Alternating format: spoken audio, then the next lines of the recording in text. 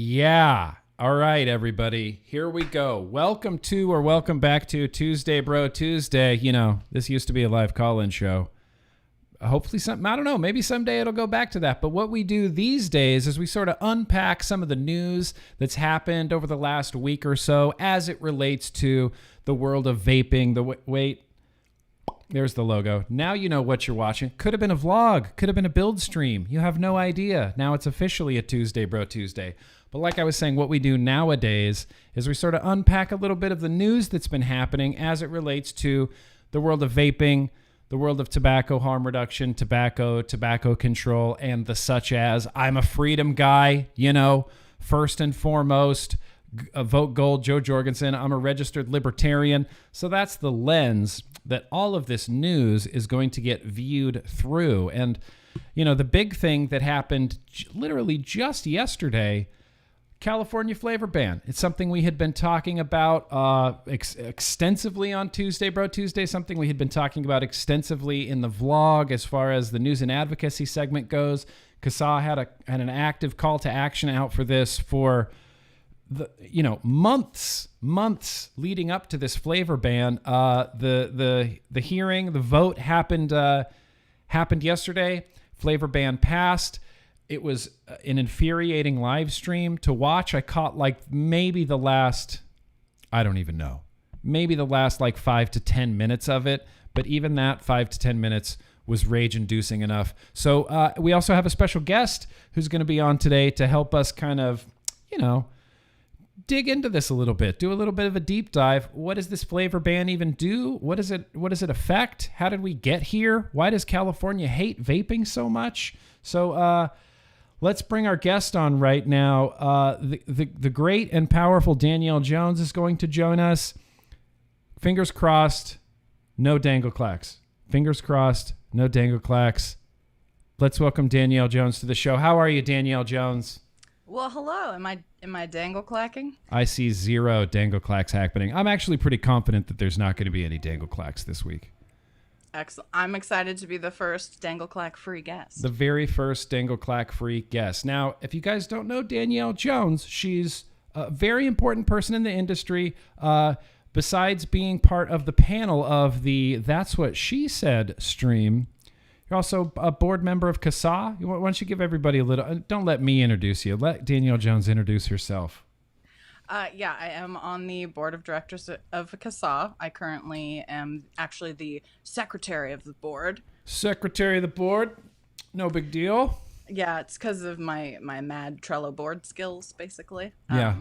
But no, I've been on the CASA board for a hot minute now. I also work at Vape doing graphic design and marketing. Yeah. And I'm on That's What She Said. Yeah, That's What She Said. How long have you guys been doing that stream now? It's been over a year. Yeah, over a year. Wow.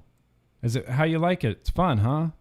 It is a really good opportunity to, I imagine how you feel about it, like getting to talk about advocacy and like clearing some stuff up and talking about like fun topics. So. Yeah, it is. It's good times. Well, I appreciate you being here to talk about California. So I guess let's just jump into it.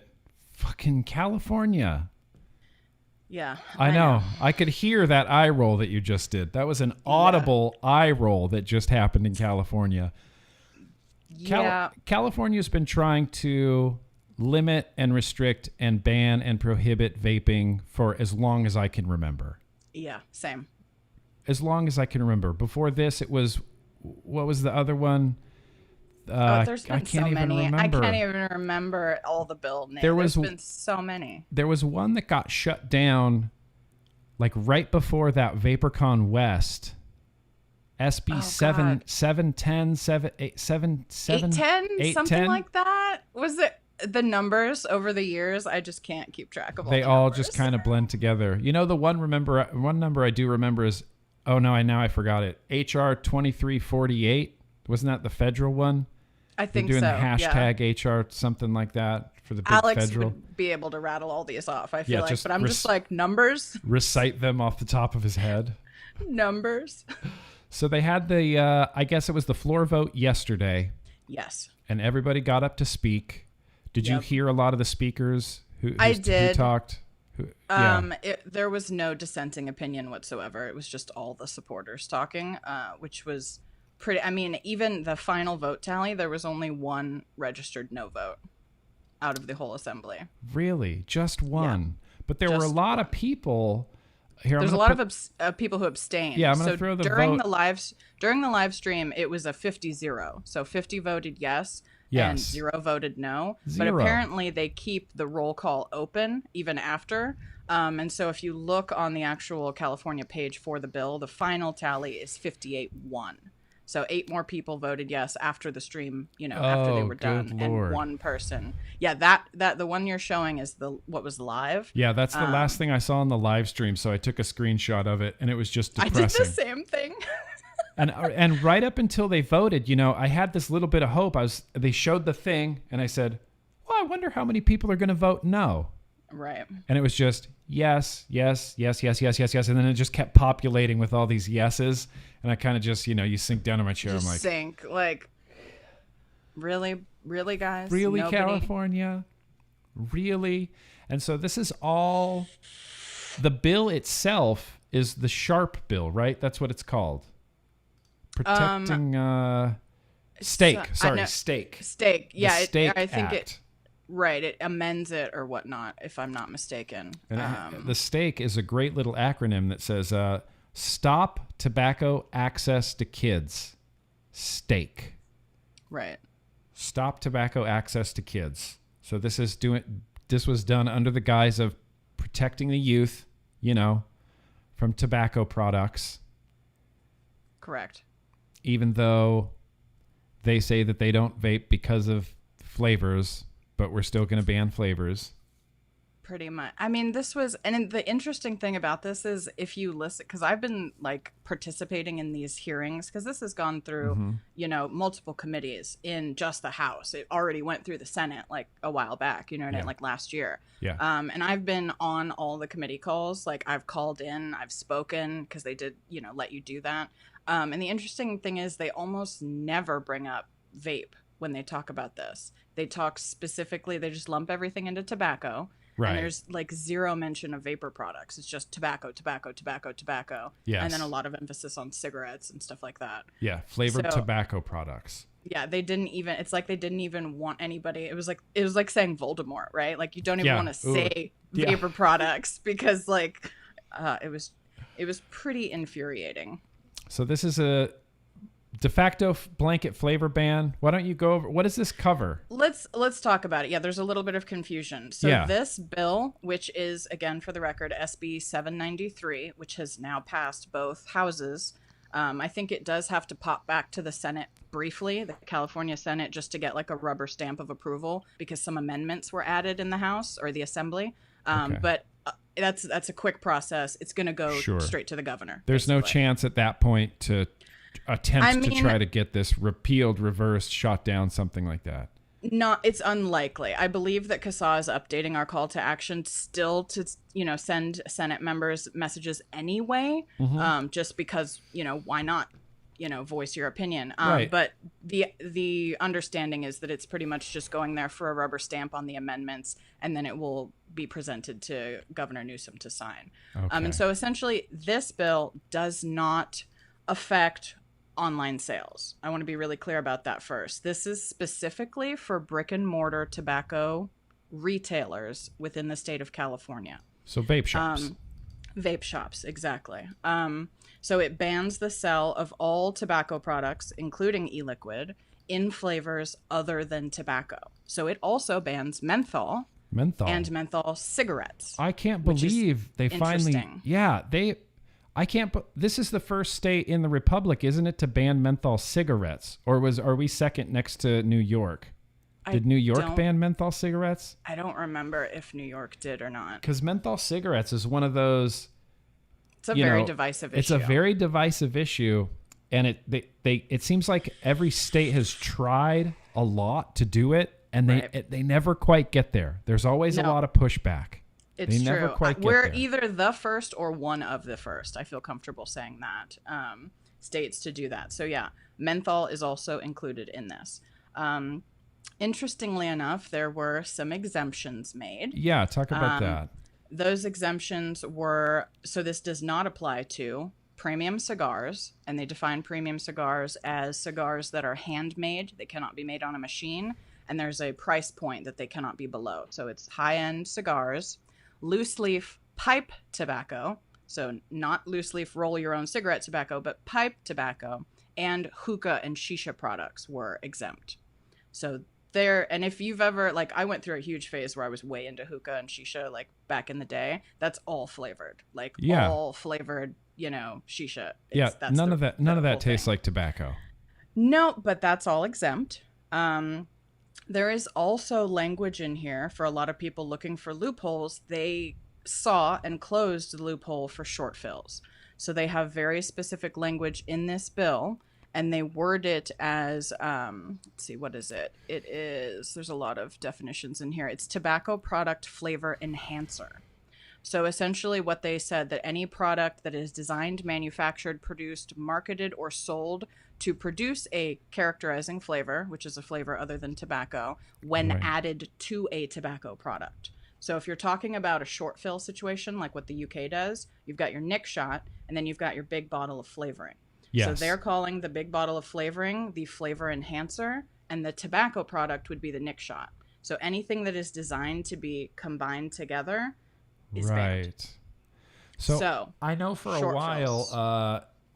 a while, there was one distribution company in California, Lonnie, and Surf, SVRF, Severf. Okay. Mm-hmm. He was doing, he was rolling out what they were like reverse short fills. Mm-hmm. So it was like a large bottle of nicotine, which would be the tobacco product, and then a tiny, tiny bottle of flavoring to be sold separately to then be mixed. That doesn't make a difference. Which is the bigger bottle? What has the nicotine? It doesn't matter if they're added together. Is the way that I read this. When added to a tobacco product, so any kind of combination between the two, I think is not going to fly. But online sales are not. Online sales are still good to go. So online sales are still what they were as of SB 39, which is another bill that was authored by this same author that has already passed. And so that put forth, I don't have all the full list in front of me, but that put a bunch of regulations on online sales that you have to have third-party age verification. I think boxes have to be marked with certain things.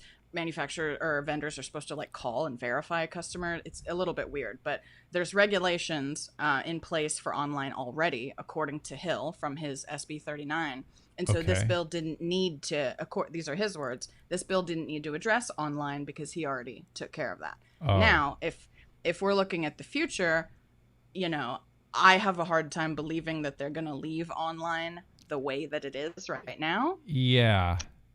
But that's, crystal ball prediction stuff. That's not anything that's, final. As of right now, online is still the way it's been for, since SB 39 went through. So this doesn't affect it. So really, this really cracks down hard on vape shops.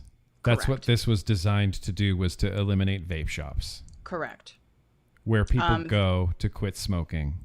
Yeah, exactly. Exactly. And the interesting thing is there is no PMTA exemption.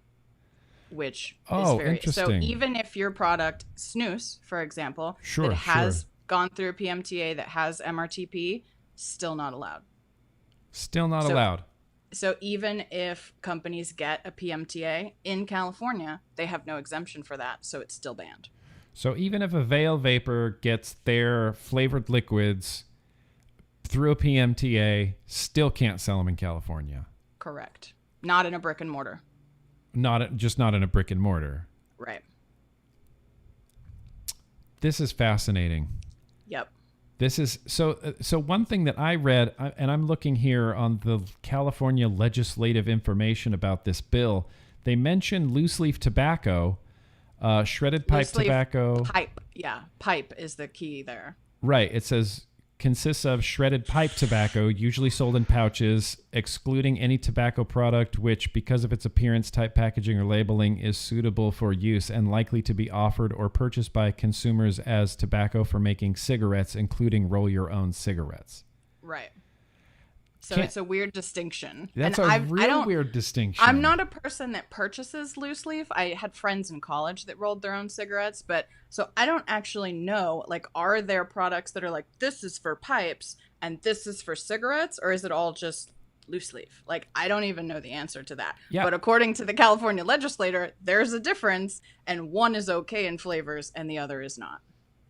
But you could buy loose leaf pipe tobacco and roll your own cigarettes with it. I mean, right? I don't know enough. I don't know enough about like loose leaf tobacco to know. You would think that, you know, they could be interchangeable, but I don't know. I don't. Does anybody in chat use loose leaf tobacco? Yeah, I don't know. I don't know the answer to that. Yeah, it's only magic gnome from the chat. It's only worded as tobacco. That's all they say is tobacco. They don't mention vape, vapor products, e-liquid. I think, do they mention e-cigarettes in this bill anywhere, or is it all just say tobacco? I believe, let's see. I don't know that they mention. Let me try to do a find the word. Yeah, do that. That would probably be faster. But because we've been classified as tobacco already, I don't know that they actually have to. People in chat are saying that the loose leaf is different for pipe from roll your own cigarettes. So there you go. Yeah. Well, I tried to do a word search and there's no mention of vape. There's no mention of e-cigarettes. There's no mention of liquid. So they really do just say tobacco over and over again. Yeah, it says tobacco product means a tobacco product as defined in paragraph 8 of subsection A of section 104495. So, right. And I believe that's where we are defined as tobacco. Yeehaw, California. Vape. Yeah, we being vape. One of the things that kills me is I'm going to show, let me see if I can show this guy's tweet. This was Jim Wood's tweet where he said on August 24th, which was yesterday, during the vote, California spends $3 billion a year on Medi-Cal expenses alone fighting the too long list of diseases resulting from tobacco use. No one's ever said the best decision I ever made was to start smoking. The core principles in SB 793 protect kids. Voting no protects big tobacco. What's it gonna be? That just seems like completely and wholly misleading, because really, if you vote yes on this, you're protecting big tobacco. I mean, you're protecting tobacco cigarette sales. You're still protecting unflavored cigarettes. It's true. They're not. Yes. They did take menthol away from them, which I read somewhere that accounts for like a third of all the cigarette sales in California. So that's a big cut for big tobacco. It's a big cut. I think they're not gonna ignore that per se. But you are still leaving unflavored combustible products on the market. And some flavored ones. And eliminating the competition that is generally the harm reduction competition that's usually there for tobacco cigarettes, for whatever, flavored premium cigars. Yep. So he's got it backwards. He's got it all wrong. I mean, I think that the California is a perfect example of like ideological warfare. Like these guys drink the ants' Kool-Aid like by the gallon. I feel. They are by the coldest water bottle full. Exactly. But I mean, it's pretty intense. It's like you're either with us or you're against us. You know, everything's evil or pure. Like it's very, very a biased view, actually, I think. And it leaves out all the nuance. I mean, it leaves out all the nuance. It leaves out, I mean, they just left out like facts. Like completely. They don't know what vaping is, and they refuse to learn. They refuse to understand it even a little bit. There was one lady here. I'll show this lady's Twitter here. Lorena Gomez. She was the last person to speak. I believe she was the last person to speak, and she got, I didn't see anything about this on her Twitter at all, but I wanted to show her Twitter. So maybe you could go tweet at her, but be nice. She got up there and gave a very heartfelt, sobbing tears. My grandmother died of lung cancer from smoking cigarettes, and on her deathbed, she told me to never let your kids smoke. And that's why we have to pass this legislation. And in my head, I'm thinking they're not smoking. This actually preventing them from smoking cigarettes. I mean, And then the crazy thing is, I mean, not to get too off track, but we just had the CDC's other survey, the Youth Risk Behavior Surveillance Survey results that came out last week. Yes.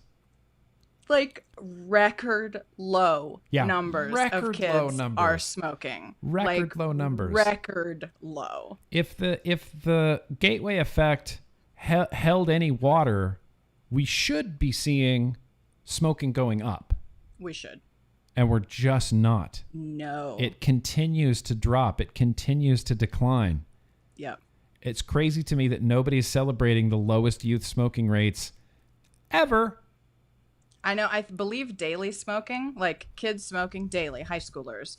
If I'm not mistaken, I can pull. I'm working on a graphic, by the way. Yes. I love a good Danielle Jones graph. I believe it was 1.1%, if I'm not mistaken. Daily smoking. Daily smoking's done. And let's see, compare that to what? When I was in high school, the daily smoking rate was like 42%. It's been much higher. A ridiculously high number. And now we have less than 5%. I mean, less than 2% daily cigarette use. But what they do is that they call vaping a tobacco product. And because vaping usage is up, which is true, you can't deny that. Usage of vaping, whether it's, infrequently or frequently, is up. Yeah. So they add that to the total tobacco product usage and then say tobacco product usage is so high. Tobacco product, and it's all the vape products' fault. Yeah. That's crazy to me. And what's really interesting is when given the choice, youths will choose the less harmful option. I feel like they know. That's how it's looking. That's what the numbers are saying. Yes. That's exactly what they're doing. They choose the less harmful option. I feel like they know cigarettes are bad. And they choose the less harmful option, and then they get punished for it. And then by punishing them, all the adults who did the same thing also get punished. Exactly. And if you look at the numbers breakdown, we should do another one just on this breakdown of all of these numbers when I get the graph done. But you've got, this survey that just came out, I call it the YRBS for short, as opposed to the NYTS, which is the other one that we usually talk about. I can never remember that. YRBS. Youth Risk Behavior Surveillance. Study. Behavior surveillance? Yeah, that's the technical name of Nothing the big brothery about that at all. Dang. I know. But that one now the only downside about this survey is it's only done every 2 years. The NYTS is done every year. So the last one we had was 2017 and now we have 2019. But ever since I've known about this survey, they have always made it a point to ask about and publish, because that's what the NYTS does not do, publish frequency rates. So they have always done that from the beginning. And they cover, part of the thing is they cover a lot. They cover sexual behavior. They cover, mental health illness. They cover other substance abuse. They cover, the YRBS covers a lot besides tobacco, which NYTS only focuses on tobacco. Only tobacco. But they've always done frequency, right? So current use, even once in the last 30 days. Then they've got current frequent use and current daily use. And between those numbers, you can kind of do math and figure out, okay, so anybody who's tried it in the last 30 days, anybody who has tried it in the last 30 days but has only done it like, maybe 1 to 20 times, somebody who's done it, more than 20 times, and somebody who's done it every day. And from those breakdowns, you can, and then they also do ever, like lifetime. Have you ever tried vaping in your whole life? So you've got ever at like 50% of high schoolers. That's real. Right. But then you've got current down to like 30 something percent. And then you've got daily down to like 7.2%. So if you're looking at things, there's a high propensity for experimenting and trying things. Sure. But a much lower. Youths. Yeah, but a much lower rate of quote unquote addiction, which I still don't agree with that terminology, but that's what they use. If you're talking about addiction, you're talking about people using it essentially every day. And that number is still 7.2. Sure. That's crazy. Do they break it? Does anywhere break it out? Does the National Youth Tobacco Survey do this? Like, They never where have. Where they get it from? Okay, so the Youth Risk Behavior did do that. If you give me 2 seconds, I can pull it up. Okay, I haven't looked at any of the YRBS data. I've been deep diving into it. I love data. That's why you're here. I love that you love data because I can't stand it. Give me 2 seconds to pull this up. I did not already have it up in my tab. Sure. Yeah, pull it up. And let me... yeah, go ahead. So for where did you get the product? So for the 2019 data, they separated out between, and you have to remember this data was taken before T21 went into effect. Okay. So at this time, 18 and over was legal and under. So they divided it up that way: legal purchases, and then underage purchases. So if you want to talk about where most 18 and older high school students got vapor products, you're looking at in-store at 56.4%. That's the majority of the place where legal young adults purchased. Okay. If that means like a convenience store? That could be any kind of store. It could be convenience. It could be a vape shop. It could be any kind of store. Okay. If you're looking at under 17 years or under, which at that time was illegal, the number one place was they essentially borrowed it from someone at 42.8%. They borrowed it from a friend, a family member, somebody else. Right. And it breaks down. So they have bought in store, got from the internet. You want to hear the internet rates? You want to hear these? What's the internet rates? So for legal aged, youth at this point, internet was 1.8%. Yeah. So we definitely need a vape mail ban. And but it gets better for underage, 3.6%. We've created legislation, like online centered legislation, for a 3.6% problem. That's unreal. That's unbelievable to me. It's quite low. It's quite low. That's highest sources for underage are borrowed it, got someone else to purchase it for me. So I'm kind of assuming that's like straw man purchase situation. Sure. That was at 21%. And then was gifted it like from an adult or something. That's at 11%. Right. And see, I flip-flopped back and forth a lot on what I thought about Tobacco 21. The libertarian in me wants to hate Tobacco 21, but I think Tobacco 21 might honestly be a good thing. Just because 18 years old, you still have friends that are in high school. That you can buy it, you can give it to them, you can resell it to them. There's a bigger kind of gap there with 21. You're not wrong. However, as a high schooler, I was still able to get alcohol. I'm just going to go ahead and put that out there. Same thing. So, Same. I mean, maybe you had less friends that had connections, but the connections were still there. Yeah. And I feel like with youth and kids, their purpose in life, I was having this discussion with somebody, their purpose in life is to try to be adults. Like, that's what they do. They try to do things that grown-ups do. Yep. And if they want this bad enough, they are going to get it. I mean, these kids are incredibly, smart and resilient and clever. They're going to get it. Yes, putting the age to 21 prevents like straight up high schoolers or seniors in high school from being able to get it for their friends. But at the same time, I can't help but think, like, if you're old enough to vote, if you're old enough to serve in the military and die for your country, you should be able to make these choices for yourself. I mean, if we want to go down the road of like 18-year-olds do not have the mental capacity to make these decisions, then everything needs to be moved. In my opinion, that's how I feel. Yeah. I mean, that's true. I still got booze when I was in high school. We drank beers. We drank Miller Genuine Drafts by the 24-pack on the beach in high school. Oh, yeah. I was getting Smirnoff Ices. Oh, Smirnoff Ice. We didn't have anything that fancy. Back when I was in high school was in the 90s, and I don't even think Smirnoff Ice existed back then.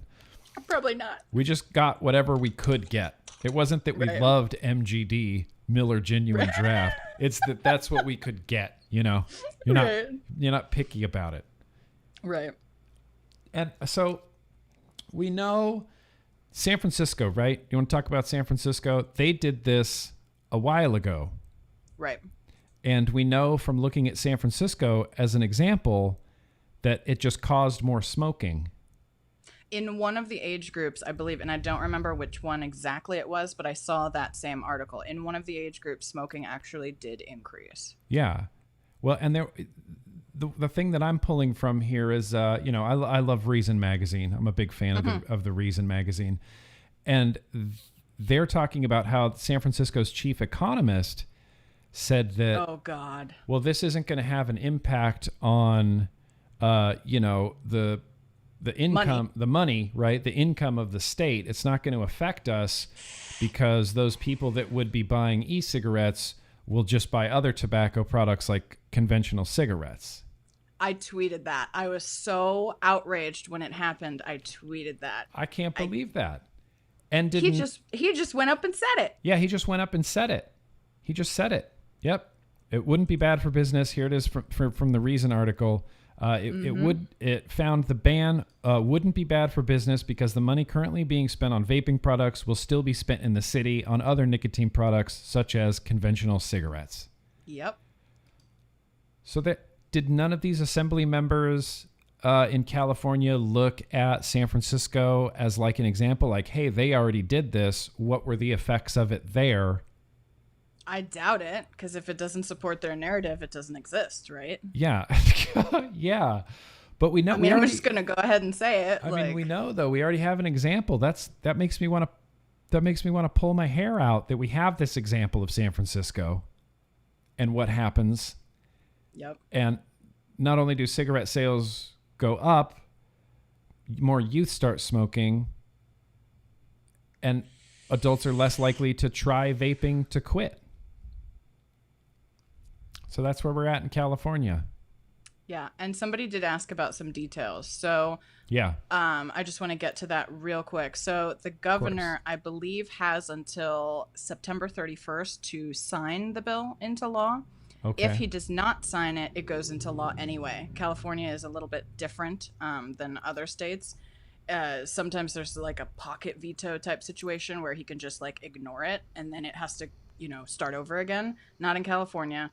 If he doesn't want to sign it, he actually has to veto it, which I think is unlikely that Newsom will veto this. Can we tweet at Governor Newsom to try to get him to veto this? I still think that we should. I absolutely think, even if he's going to sign it, he needs to know how many people do not agree with this and potentially will not revote him into office. So even if it's not going to change his mind, I still think that there is a very, very important, point to be made by telling him that you think that. And the CASA call to action will also be updated to go directly to him once it's on his desk. Okay. But he has until September 31st to sign it, I believe. And then once it's into law, either by him signing it or by him running the clock out, my understanding is that it goes into effect on January 1 of 2021. January 1, 2021. Yeah. That is my understanding. And people have it in their head that somehow 2021 is going to be like this new year and everything's going to be better.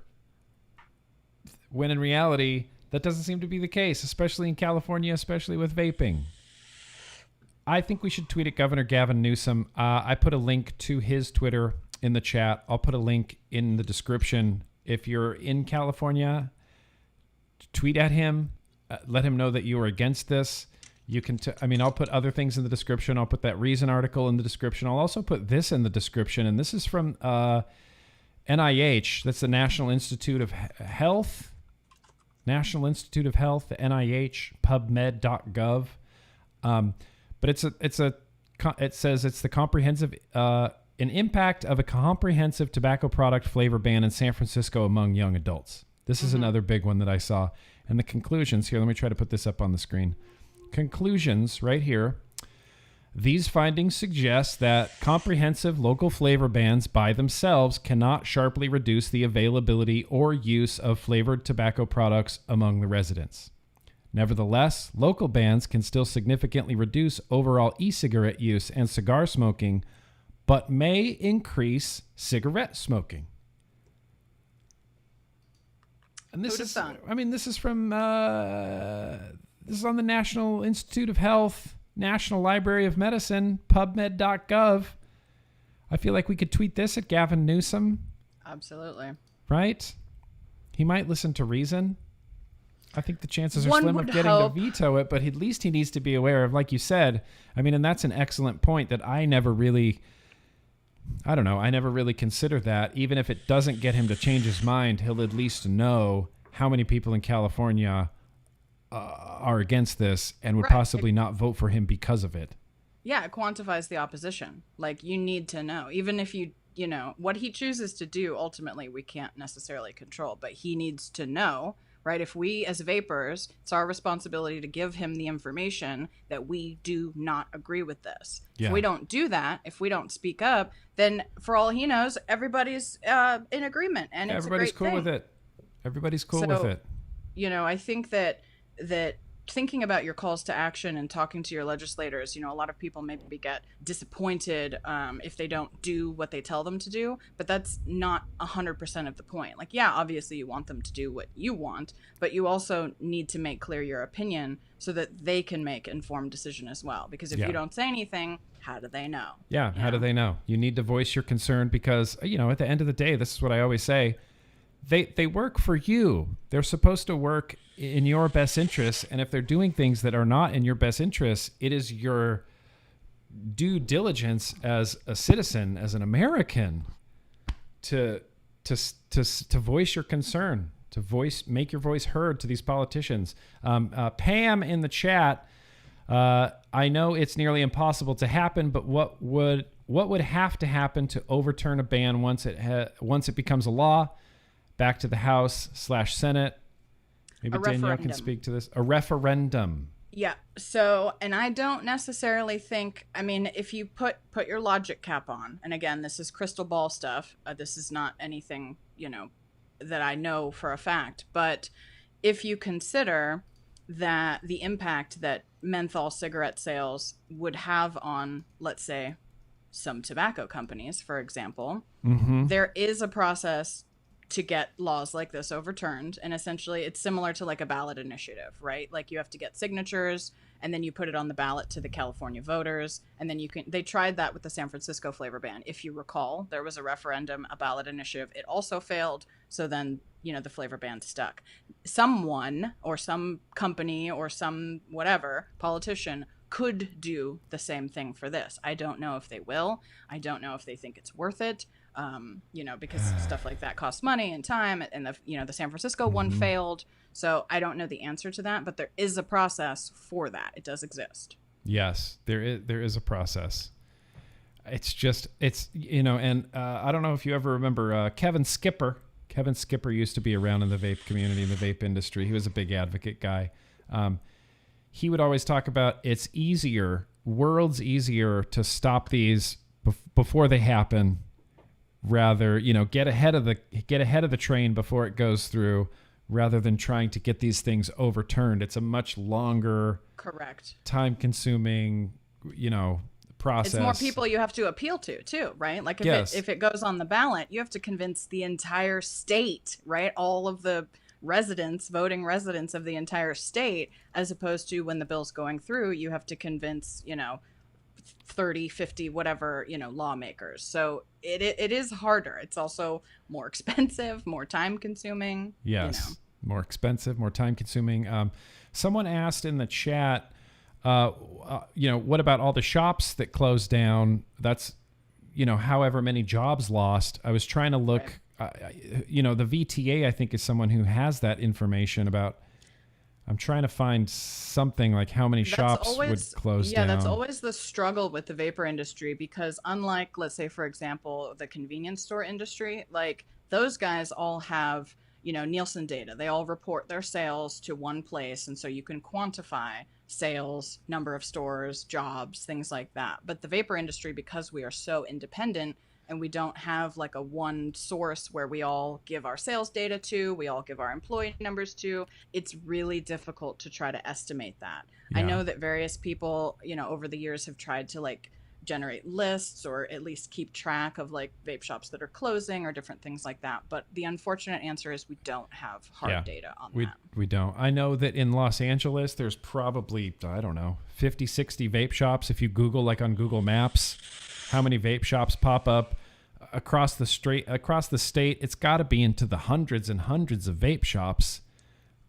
Multiply employees, that's into the thousands of job loss. And I know, you know, one thing that VTA does do, or they try to do, is that's what their big argument is. You know, they're an industry organization, so they always try to come from the point of view of this is how much revenue, in millions or billions that the vape shops have contributed to your state.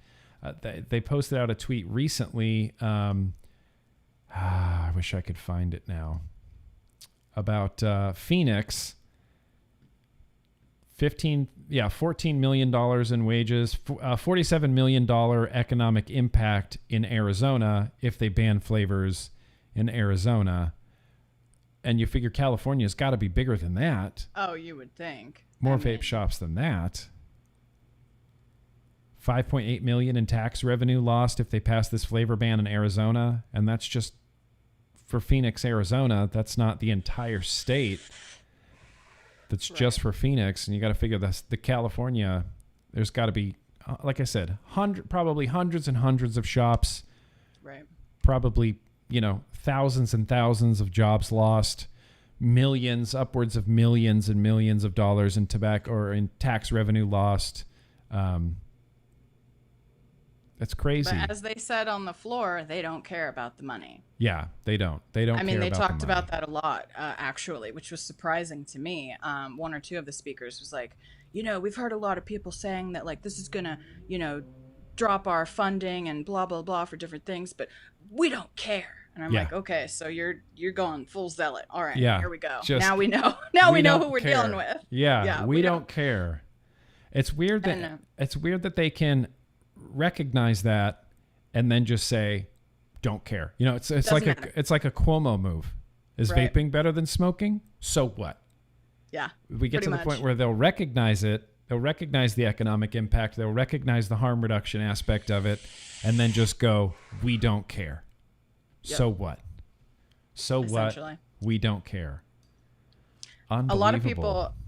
A lot of people in the chat I've noticed have been talking about or asking about DIY. And I know you and I were talking about this earlier, so I just want to put this out there real quick. Because this bill only affects brick and mortar vape shops in California, my understanding, and I could be wrong, but my understanding is that the majority of DIYers purchase their supplies online. So because that is an online purchase, that would not be affected by this particular piece of legislation. It is affected and has been affected by SB 39, which already passed in California, but it's still legal. There's just, they have to put certain things on the packing slip and on the outside of the box and, use age verification and things like that.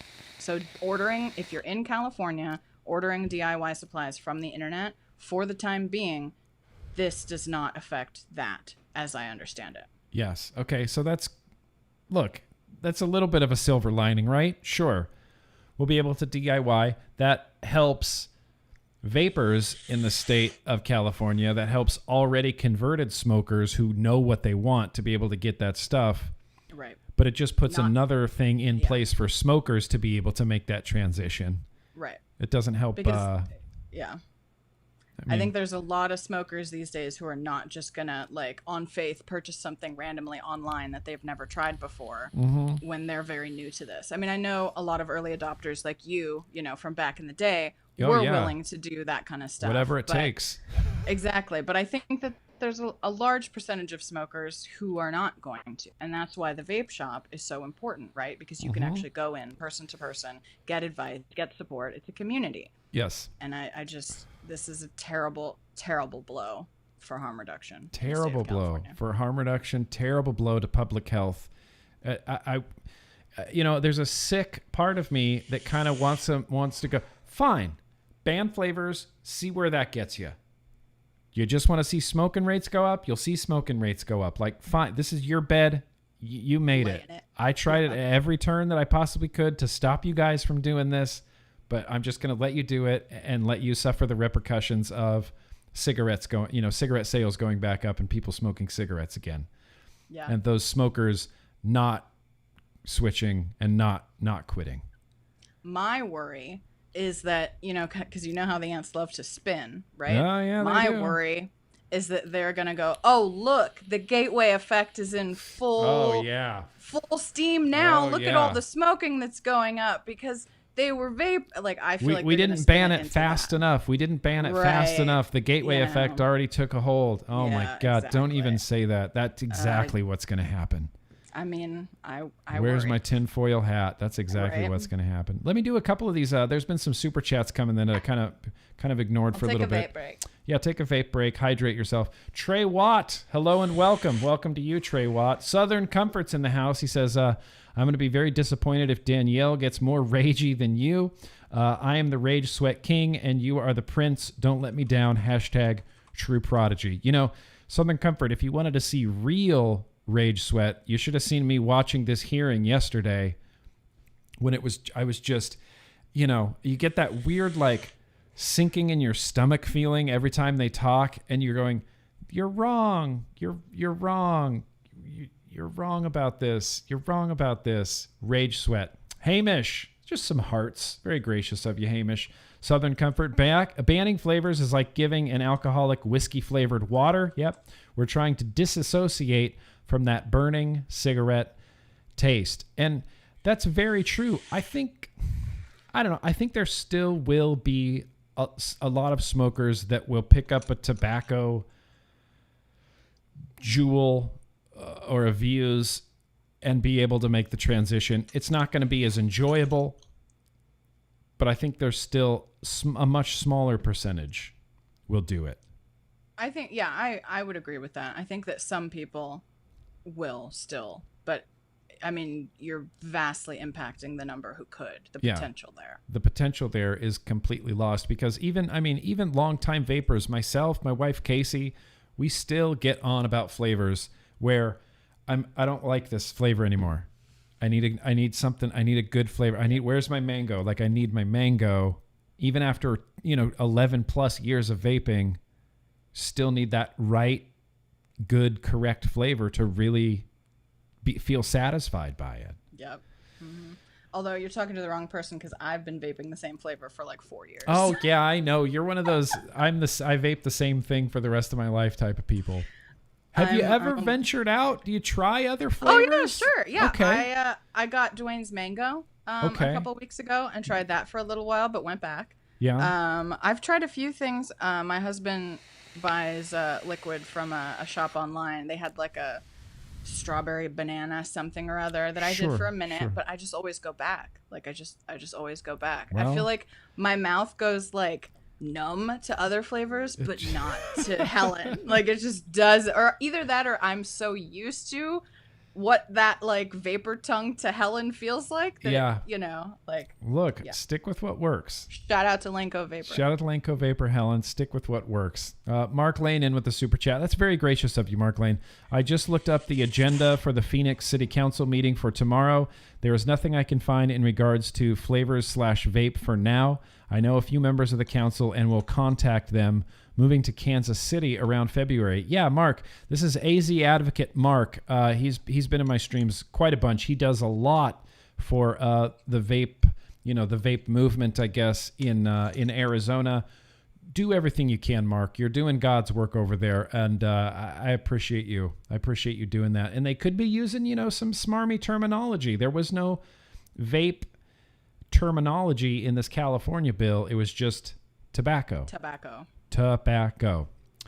Southern Comfort in with the super chat says they can't tell a mod from a pod, and these are the people writing the laws about flavored liquid. Yeah, I'm positive they don't understand what 0 milligram nicotine is. Yeah, 100%. They don't know what it is. They don't care to learn. They just want to pass this and feel good, and they just want to appear tough on something. Yep. We're doing it for the kids, and we just want to appear tough on something. And even when I did that TV interview with the Spectrum In Focus lady, and I sat there with the doctor, and after it was over and they turned off all the lights and cameras, I had a mod in my pocket, and I said, "Do you know what this is?" And she said, "No, I don't know. I'm just assuming that's a faster way to get nicotine." And I said, "You don't know the difference between this and a Juul. Don't you think that's part of the problem?" Yeah. I went out for blood. I mean, there's plenty of chick. examples of that, right? Like, look at all these studies where they screwed up the testing because they didn't know how the products are supposed to work. Yeah, because they right? just Burning destroy the wick, a coil. Yeah. No airflow. You know, that Jay Hayes thing where the person came in and they were like, why isn't it working? And it's like, because you don't have any airflow. Like, yeah. Do you not? How can you experiment on this if you don't even know how it works? How can you legislate on this if you don't even know how it works or what it is? If you don't understand the technology, I mean, that would be crazy if someone even I use the analogy of cars a lot because that's something that everybody uses. Someone who has no idea about cars, it wants if you're driving a car, you have to wear a helmet now. Because motorcycles wear helmets and they're both vehicles. They both drive down the street. Road. They're both on the same road. Cars have to wear helmets now. You'd look at them like they were a crazy person. Like, do you know what a car is? Do you know the difference between a car and a motorcycle? Imagine if they just went, no, I don't need to know. Yeah. I don't need care. to know that. You're don't on need the to road that. going fast. That's all I care about. That's all I care about. Helmets and cars now. People would freak out. It is the same thing. Like, no mention of the fact that the car is already built in with its own safety features and like, you know, we could keep this analogy going. It's a really good analogy. Like, it's a pretty good analogy. It is. It's one of the few good analogies I've had. But I like to make that analogy a lot because it's just as frustrating seeing them talking about this, not understanding what the technology is. Me too, Southern Comfort. Southern Comfort says, I'm raging the F out right now. Yeah. We're raging the F out right now. Honestly, there's a little part of me that's just glad, not necessarily glad, but like a little bit relieved that they just finally voted on it. And we kind of go, okay, now here's where we stand in California at this very moment. There's no more like wondering and, you know, if this flavor ban's going to pass. And now that it's passed, now we can kind of course correct a little bit, I guess, and figure out who to target. You know, Gavin Newsom, things like this. We can create a new plan. It's going to be a more difficult plan, but we can still have something there. Chris Murdoch in with the super chat. He says, I feel bad for you here in Ontario, Canada. Ended up with flavored liquid is only available in vape specialty shops. That makes a lot of sense to me. Most restriction that hurts us is the max 60 milligram nicotine and no vaping inside vape shops. I would take that legislation literally any day of the week. I would take that right now. Flavored liquid in vape shops makes sense. 60 milligrams, that seems completely reasonable. No vaping in vape shops, oh well. Tough butts. At least you get to vape. At least you get your flavors. That's crazy. Terravert in with a super chat. New York State ban resulted in more conventional cigs purchased. That means an extra $4.25 per pack rather than the 20% implemented in December. Cuomo raking it in. Yeah. I've been going after Cuomo on Twitter a lot recently because he keeps tweeting about science and how public health should be guided by science and not politics. And I'm like, I loved your tweet. So like, I wanted to put it in, like, enshrine your tweet in something. It was phenomenal. It was so good. I couldn't not do that. It's Cuomo. Excellent. You have to give him a hard time. Anthony Romello, that's very gracious of you. There are a lot of products that are addictive and unhealthy, like energy drinks. I mean, absolutely. What do you think California will try and ban next? And will people finally see that the state bans are a slippery slope? I don't know. They might try to ban energy drinks. Look, stranger things have happened. Bloomberg tried to ban large sodas. Yeah, exactly. Sugar things, you know, there's all kinds of different, California is highly progressive, right? Like that's, you know, that's Prop 65. The nanny state. And everything comes with the Prop causes 65. Cancer. Yeah, everything causes cancer. It's lost all meaning. I was reading a great article. I'll try to track it down and send it to you, Danielle, about that Prop 65 and how it's basically just lost all meaning. Well, companies would rather just deal with having the warning on there than try to correct anything possibly bad with their products because it's gotten to a point. Consumers are immune to it. Yeah, consumers are immune to it. Care. I bought this little, I don't know what this is made out of, metal laptop stand. Came from Amazon. Prop 65 warning on it. My laptop stand had a Prop 65 warning on it. Yep. They put it on jewelry. They put it on a parking garage. Yeah. A parking garage is going to cause you cancer. Like Disneyland. When I go to Disneyland, there's a big sign that says chemicals in this area are known to the state of California. And I'm like, Disneyland? Disneyland. For British Eyes Only in there with the super chat. Basically broke right now, but I loved Danielle. She's my advocacy hero, so I had to send in a super chat. Nick, you're pretty good too, I guess. Have a beer on me. Oh, thanks. I'll PayPal that $5 straight to Danielle. Straight to Danielle. That one's for Danielle. Buy yourself something nice, Nick. It'll probably come with a Prop 65 warning. It will. It will. It might cause you cancer. Just FYI. David in with the super chat. Is there any flavor ban haunting the state of Georgia right now? Well, we can ask our CASA board member. I would tell you to go to CASA.org. Use the drop down where you can search by state. State by click state. your Here, state. Let's do this. Where's Georgia? I'm bad with geography. There's a list at the bottom too, in case you're geographically challenged. Okay. Oh, I know where Georgia is, kind of. I clicked it. I vaguely. Let's see. There was a February 18th, 2020. I don't know if this has passed or whatever. There was a vapor tax hike. That's the last thing that I've seen in Georgia. And the other thing I would tell people is that your CASA state Facebook page group is the best place to find out about all the breaking news because it's crowdsourced, right? So CASA has a group set up for all the states. So if you go join your Georgia Facebook group, it's crowdsourced, right? So all of the people in that group are constantly, looking for news articles or, anything like that and putting it. So that's where a lot of times you'll get the latest breaking information. I would encourage everybody to join your state's Facebook group. I didn't know that was even a thing, Danielle Jones. So I can search for CASA California on Facebook and find it that way? Honestly, the easiest way to do it is from the CASA website. If you go to the calls to action from your state, go to that state page, and in the top right-hand corner, there should be a link to the Facebook group. Let's see, search by state. I know where California is. Because Facebook's crazy, and trying to search that way is a little weird. Yes, join us on the CASA California Facebook group. Yep. Holy shit. There it is.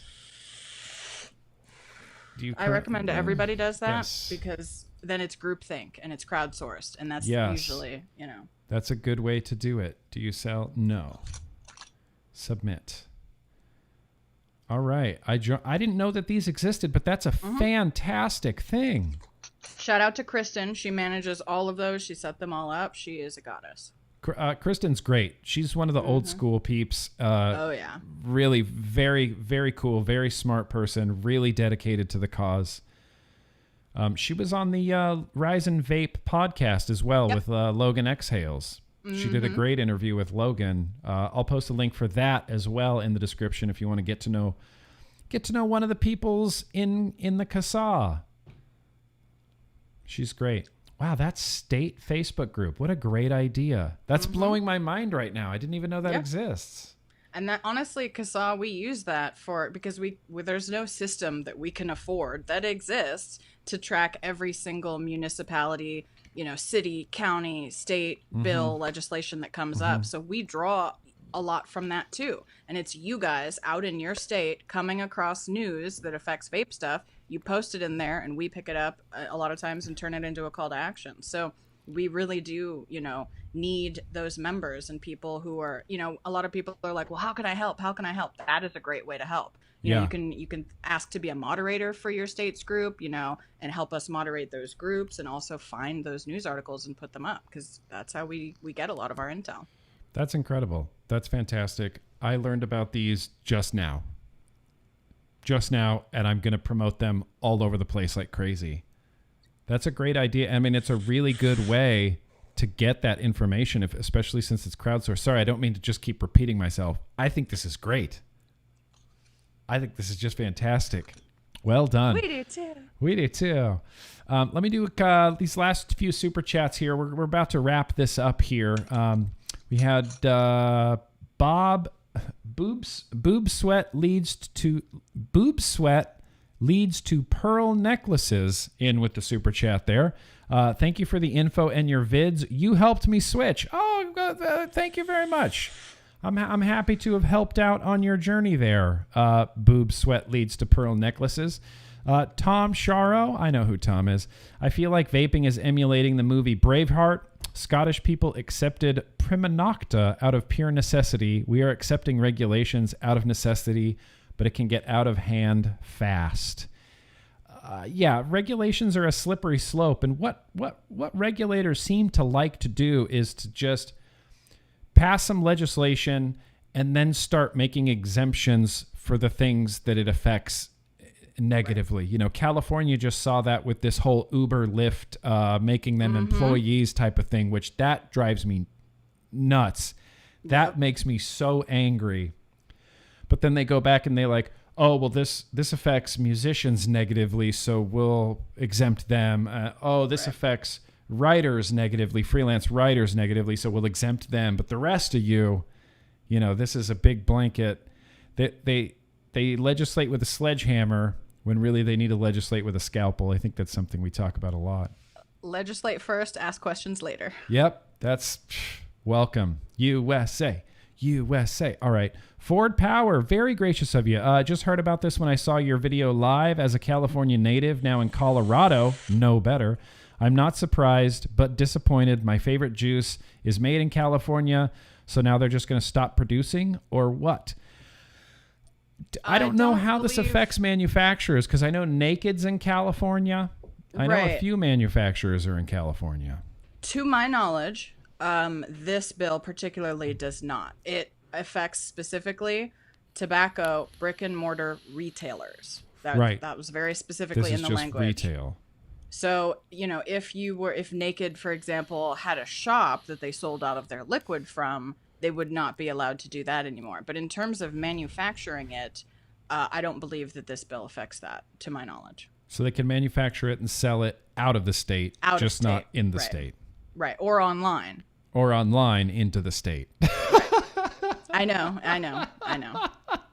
Just not at a vape shop. That's the thing. This bill is just not at a vape shop. Right. So, right. That is ridiculous. Wow, that's ridiculous. Thank you for that, Ford Power. I appreciate that. I got another super chat here, 2 super chats from Southern Comfort. I don't think it will affect people just starting. We all started saying, what tastes like a cigarette? Yeah, that's true. We kind of all did start that way. I started that way as well. I wanted something that was like a menthol cigarette. But it wasn't until Sweet and Sour Peach that I decided I was never going back to smoking. That's just like the root beer for you. Yeah, 100%. Because early on, I wanted like a menthol cigarette because I was a menthol cigarette smoker. But then when you start tasting these menthol tobacco flavors, that it just tastes like toothpaste and peanut shavings and just like terrible. I tried a clove liquid, and that helped me get by for a little while. This Chinese decaying clove liquid, because it was kind of cigarette-y, but ultimately root beer was the flavor. What was your flavor? I thought I wanted menthol also, because I as well was a menthol smoker, I hated it. I actually could not quit until I found a strawberry banana flavor. I quit on the strawberry banana. Yeah. So I agree a little bit, but also for somebody like me, like that didn't work. Tobacco and menthol flavors didn't work. Yeah, for me. It didn't work. It wasn't until I got another one. And that's another thing that worries me is if we have just tobacco flavors on the market, not even menthol, man, not even mint, just tobacco flavors on the market, I feel like a cigarette smoker might try it, might stick with it, but chances are they're going to go, this tastes worse. And they're just going to like completely write off vaping because they tried it once and it didn't work because it was a tobacco flavor. And then they just go, okay, I'm not going to try vaping. It didn't work for me. And then that's just a lost person who's just going to continue to smoke. Exactly. I worry about that too. Oh my gosh. Finally, last super chat before we wrap this up from Southern Comfort. They're taking that opportunity from new people. Yep. They're taking that opportunity from new people to actually quit. Yeah. I mean, yes, I would disagree with you if I could, my good man, but I can't. And it's infuriating. It's infuriating, you guys. But I guess we're going to go ahead and wrap this up. We've been going strong now for about an hour and a half. Huge thank you to Danielle Jones for jumping here on the Tuesday Bro Tuesday. The first guest that worked. It worked, Danielle. We did it. Michelle, you can come on now, Michelle. We did it, damn it. We did Michelle it. Minton on. Yeah, we can get, yeah, exactly. We get Michelle Minton on next week. We can talk about that Stanford study. Okay, one more super chat from Ryan Wolfer. Does this apply to convenience stores? Sorry, I was late to the stream. Yes, it does. Any brick and mortar retail. So, and I see a bunch of people maybe who just joined. I'm going to restate real quick. Yes. Good Lord. Whoa. This bill bans the sale of non-tobacco flavored tobacco products, which is vape products as well, in physical brick and mortar retail establishments. It does not affect online sales. This bill in particular does not. So it's banning flavors from physical retail locations in California. Just to make that, I saw a bunch of people like, wait, what?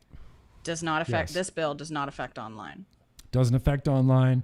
Doesn't affect DIY unless that DIY is sold in a physical brick and mortar type Correct. location. It does address short fills. So sorry. That's not a loophole. That's not a loophole that shops can utilize. It's not a loophole that shops can utilize. Damn. Well, that's where we're at. And there's nothing we can do but try to correct course, move forward, keep fighting the good fight. And one more time, Danielle Jones, everybody.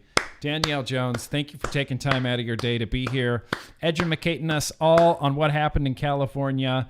And like I said, guys, it's easier to get ahead of this before it happens than to try to reverse it after it stops or after it goes through. So I'll have links in the description to everything we talked about. I'll have links in the description to CASA. Join your state's Facebook group. I think this is my favorite new thing. Crowdsourced information. You can get all of the most up-to-date possibly information in your state from these Facebook groups. And okay, one more super chat. I guess we're running long. Now you know what it feels like, Danielle. We're just running long. Let's just keep going. Let's just go till dinner. Let's just go. Who cares? Kevin Yum, very gracious of you. Much love. Another analogy from a guy in Massachusetts. Just allowing tobacco is like saying, hey, from now on, when you eat pizza, it can only be anchovy. Yes. That's horrible. Horrible. That is terrible. That's horrible. But yes, I kind of agree with you. At least though you could pick them off. At least you could pick them off. Their might be juices might permeate. Yeah, some residual anchovy juiciness. Dislike. Hard stop. Hard pass. Appreciate that, Kevin Young. But yeah, we're going to go ahead and wrap this Tuesday Bro Tuesday up. Thank you one more time, Danielle Jones, for being here, being one of my advocacy heroes as well. Yeah, absolutely. You have an open invite to be on this program because we just get rage sweaty and talk about advocacy over here. You know how it works. Yeah, that's right up your alley. More graphs, more charts. Yep, from Danielle. I'm working on it right now. Coming. They're some of the best things ever. I have a folder on my desktop it's called Twitter Ammo, and it's a majority of just Danielle Jones charts, graphs, things like that, all in there. I love them. Thank you guys so much for coming out. I really very much appreciate it. And remember that no matter what anybody tells you, vaping is still at least 95% less harmful for you than burning deadly combustible tobacco cigarettes. So yeah, let's keep on vaping, you guys. Thanks so much for coming out. Be excellent to each other. Peace.